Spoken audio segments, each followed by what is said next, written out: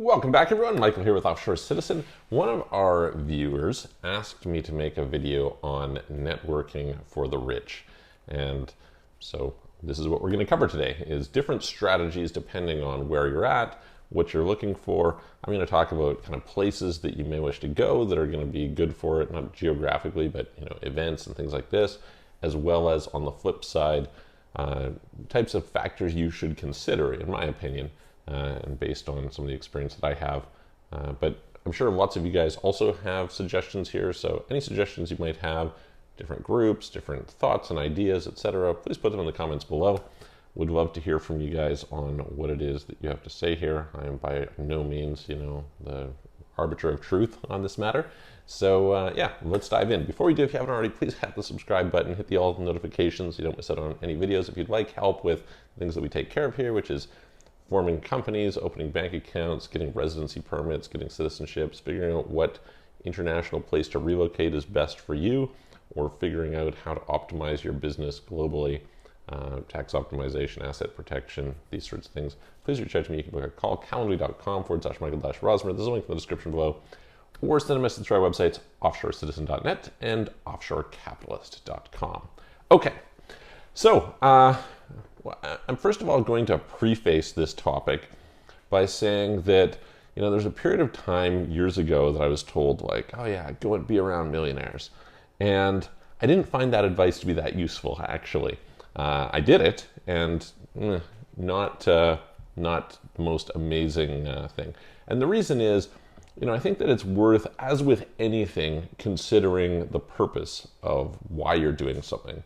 And this is going to factor into a piece of advice I was given by a friend. His approach was what he called networking with purpose. So mostly pointless networking, like networking that's just kind of like, hey, I'm just networking, you're going to have a harder time meeting people, and I think you're going to get less out of it. So even I just think about myself, right? Like, I'm very busy these days.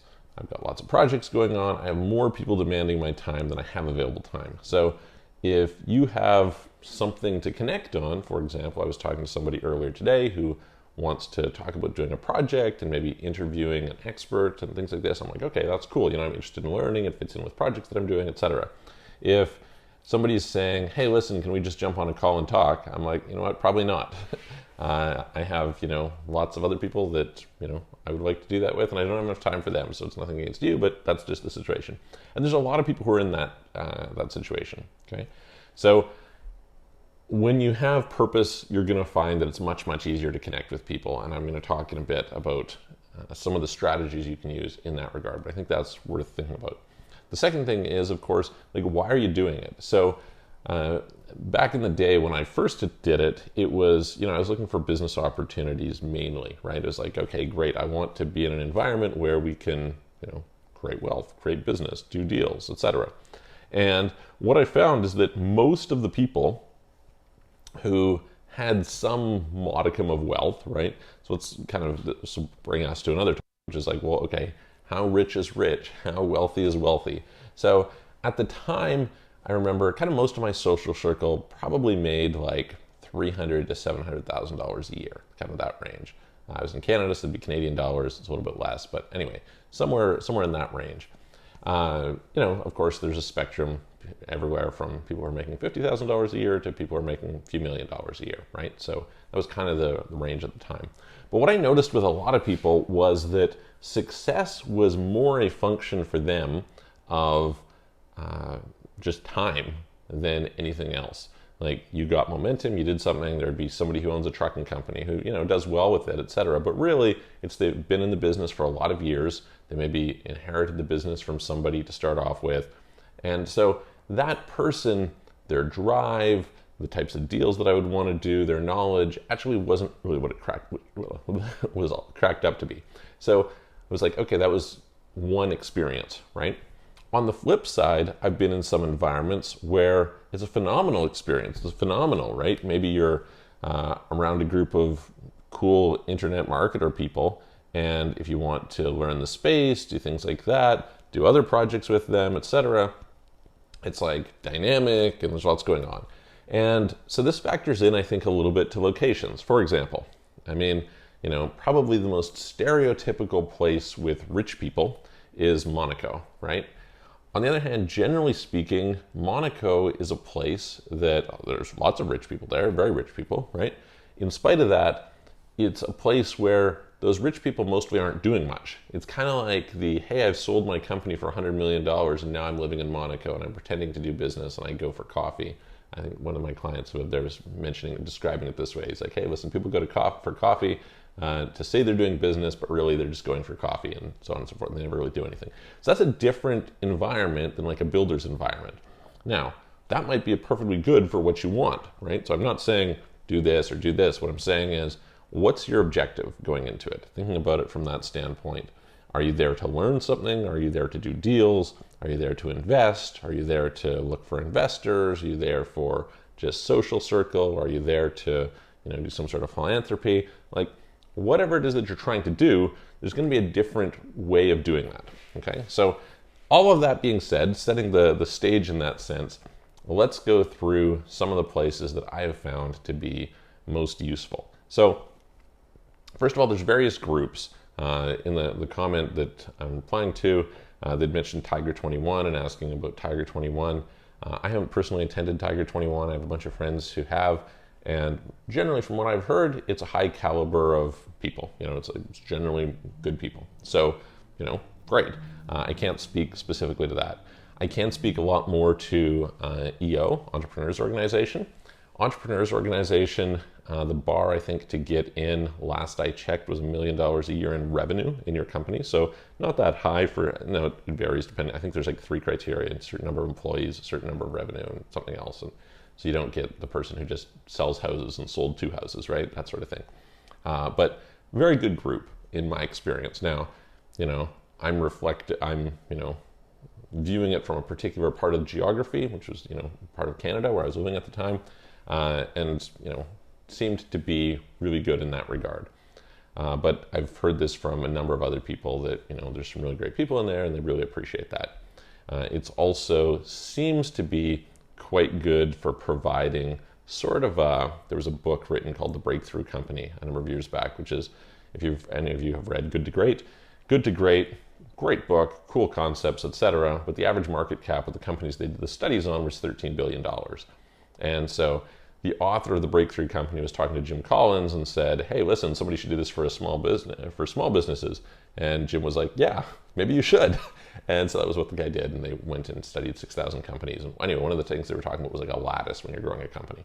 And so Entrepreneur Organization, I think, provides a pretty good lattice. There's another one called the Executive Committee Tech. Doesn't, from what I can tell, seem to be so good anymore. And I'm not sure if it ever was really good, but kind of my impression is it's not really a very high level. Nothing wrong with it, but just my experience from what I've seen, not so high level today. Although I have the impression from people who used to be in it back in the day that it used to be better. YPO is another one, kind of like the sister of EO, so Entrepreneur Organization, and then Young Presidents Organization. YPO, again, pretty impressive group of people who tend to be in there, and so at least in certain parts of the world has been a great organization if you want to look at joining that. Now, there's a bunch of others, right? You can go, so you can kind of go and look and see. Often there's various different groups, like who's his name? There's a group called Mavericks 250, something like that. Again, so that was more to something that I think is cool, which is, they would go and do cool stuff with each other. It wasn't just like networking. They would go and, rent MiG fighter jets in Russia. They'd go and do a trip like that, or they'd go and, do Navy SEAL special operations training in the desert, etc. So that's, another one to kind of look into. Somebody there, Silver, can't remember. Anyway, what his name is, who founded it. Anyway, there's that. That's cool. Then you have things like people have generally, I don't know that it's necessarily rich people, but Genius Network with Joe Polish seems to get good reviews, etc. That's a whole other conversation. Usually I'm not a big fan of these kind of like where they're pitching at the front of the room type stuff. I've been around lots and lots of those, and I generally don't think that they're that great, and I don't think that they're necessarily worth the money. You can even include something like Tony Robbins' Platinum Partnership. I mean, very expensive program, and you can kind of rationalize it one way or another. I don't know that it's worth the money if what you're doing is going there for networking, because I think you can get great networking in other environments. If you want to do Tony Robbins training, then maybe, although it's pretty involved to get the most out of it. But anyway, I mean, that's neither here nor there. Okay, some things that I think are worth going and checking out are events relevant to various different things. So, for example, if you're in the affiliate marketing or e-commerce world, there's typically been events now, okay, in the last year and a half or whatever, not so much, but I've often found that that's quite a good environment for connecting with people. And similar, I mentioned in some previous videos, I was at ETHCC, the Ethereum conference, DeFi week in Paris. Very good group of people. Now, very good if you're interested in crypto, right? Which is kind of my whole point here is, are you going to go to an affiliate marketing event and, okay, you can network with some, pretty interesting people, etc. But what are you going to bring to the table that's going to make you engaging? Similar thing with if you're talking about something like ETHCC, same concept, right? So there's that. And there's lots of these, there's ones for the gambling industry, there's one for whatever, where you can kind of connect and network with people and, get in there. I find that what usually helps is if you have sort of a chaperone. What does this mean? Somebody who knows the community, has been there before, and basically you're going with them and they're bringing and introducing you to these people. This being said, I find that a lot of the best stuff happens in side events to these. So the actual main event, I don't know if you want to go to it or not, but there's usually events in the halo of these, and those are actually some of the best events. So again, that's if you can get to know some of the key people, some of the organizers of these events, etc., that can be really useful as a way to connect with people. Then if you're on the investing, wealth preservation, etc. side, I'm not a big fan of this particular set, but you get the family office crowd, right? So there's various different family office conventions, etc. And I mean, yeah, it's not to my taste, but certainly there's a lot of people there who you can connect with, and that might be up your alley. Now, beyond this, I want to give kind of the other suggestion, which is just in general a basic philosophy of mine in the world. One of my basic philosophies is, I think, hey, I'd like this. It doesn't exist. I'm going to create it. And so this is, the reason that I do many, many things. Arguably, it's why I have this YouTube channel. And so in that sense, I used to host all different types of events, dinners, evening parties, etc. And we had a great time and did some great networking and things like this. And how did we do that? A few different things that I found were useful. So first of all, it was useful to have some core kind of hook. So this is again kind of coming back to that networking with purpose thing. It's not really that useful to go and just say, hey, we're doing some networking, do you want to come out? Not that exciting. But for example, we did a car party one time. A friend of mine had built, a really nice big garage. And so basically we said, hey, listen, bring out your cars. And of course, the community of car lovers are people who are in this situation. And so I think we had like 150 people. We had quite a few people who came out, and it was great. You had a lot of people who were very interesting. And what happened, so this is the key thing about it. A good friend of mine hosted a fundraiser a number of years back, raising money for some sort of cancer, and raised $1 million or whatever it was. And one of the things that was his philosophy, which I think works really well in general, is he said, he had to get, I think it was 50 people who were each going to put in $20,000 or something. And the way they did that is he had 7 people and said to each of those guys, hey, you need to bring 7 people. And because it was something that they could be committed to, because there was like stuff around it, they're like, yeah, I'm willing to sign up for that. And it's something that they don't mind telling their friends about. So I noticed that very often who you have will draw other people. And so you can kind of build this snowball effect. I remember years ago going, and I was hosting an event, and I had got a panel of speakers, kind of a similar thing. And I randomly cold called, who I didn't really know it at the time, but probably is one of the wealthiest people who I've met. And I just went to his office on like 4 o'clock in the afternoon and asked to meet him. And people were like, do you have an appointment? I was like, no, not at all. And anyway, so he ended up being kind enough to see me, and we sat down. But I brought a list of the other speakers, and he looked at it and he was like, these people are legit. Yeah, I'd be on this panel. And so that sense is, I think, a thing that is very, very important, right? Is who is there will draw in other people who are there. And you want to kind of be selective on the flip side so that people aren't looking and going, what is this person doing here? I don't know, maybe they get drunk or something. I happened to bring this was a totally different thing, but I brought someone to a party once and they just got completely wasted.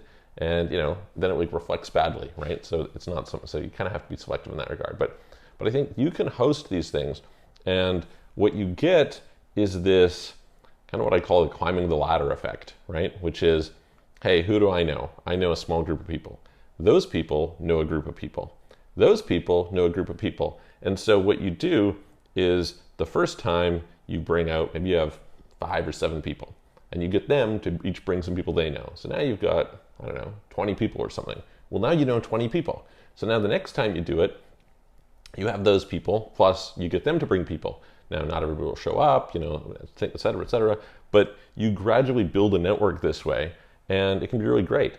Now, you have to be willing to spend some money on these parties because, you're going to provide food or whatever. I've never charged for them, but I think it's a nice way to connect and get to know people. Now, then it's a question of where do you do that? You can do it in theory in any major city. There can be, a little bit of a connection going on there, but certainly it helps if, again, thinking of the networking with purpose approach, that's the type of thing that you're looking for. The other thing that I find is pretty useful along the same lines is two things. One, joining investment groups, in particular the angel investment communities, tend to be a lot of people who are kind of in this space. And very often there will be some sort of an angel investment community in a lot of major cities. So there's that. Now, obviously, there's a massive amount in some place like Silicon Valley, and it's easy to connect with people through that. But in a lot of places, I was mentioning I'm in Canada right now, in Vancouver. I mean, in Vancouver they have it, in Edmonton they have it, in Calgary they have it, and a bunch of different places. And so plugging into those groups can be really useful. And along the same line is if you have a really exceptionally good deal, that can be a good thing to use in order to help you kind of gain some momentum. You can if you have a really, really good deal, right? Something exceptionally good, not just, hey, listen, some average thing, but a really good deal, that can allow you to go to people and say, hey, who do you know who might be interested in this? And now the introduction isn't just, hey, I want to meet somebody, which is, you can do it. You can cold call people and, say, hey, listen, I'm going to make a goal of each week going for lunch with somebody, et cetera. You can do that kind of thing. But here, it's like there's a reason to meet. There's a reason to connect. And I think that's useful. The same was true if, you can invite somebody on to some sort of a panel. Often if you're hosting some kind of event or creating some kind of event, that's a way they'll feel honored to speak, if nothing else. So anyway, I hope that helps, gives you some basic ideas.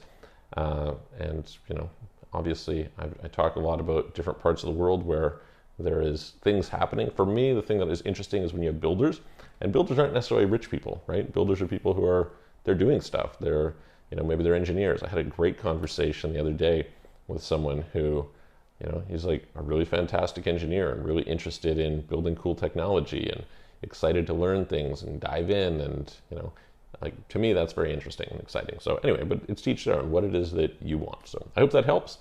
If you have any questions about it, put it in the comments below. Again, share your own thoughts, and I'm going to look forward to seeing you guys on the next video.